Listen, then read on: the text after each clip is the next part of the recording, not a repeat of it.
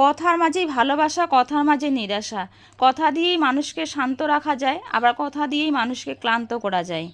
তো আজকে লাউ আর ডাল রান্না করব। ভাবছেন যে লাউ আর ডাল বাড়িতে না কত খাই। এই লাউ আর ডালের রান্নাটা একবারে আলাদা, অসম্ভব টেস্টের একটা রান্না আমি করছি। তো হাঁড়িতে করছি, হাঁড়িতে করার স্বাদটাই আলাদা।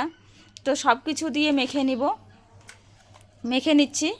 হাত দিয়ে মেখে রান্না করব, হাত দিয়ে মেখে রান্না করলে স্বাদটা আলাদা হয়। তো বসিয়ে দিব এখন, মাখা হয়ে যাচ্ছে আমার। তো বসিয়ে দিলাম, হাফ সেদ্ধ হয়ে গেছে, কষিয়ে কষিয়ে রান্না করব। আর এইদিকে আমি ফোড়ন দেওয়ার জন্য তেল দিয়ে দিলাম, আর দিয়ে দিব শুকনো লঙ্কা, জিরে, আর দিয়ে দিব তেজপাতা। তো জালটা বেশি হয়ে গেছে, বন্ধ করে দিলাম। এখন লাউটাতে ঢেলে দিব। এই যে ফোড়নটার ঘ্রাণটা লাউয়ের সঙ্গে মিশে স্বাদটাই আলাদা করবে।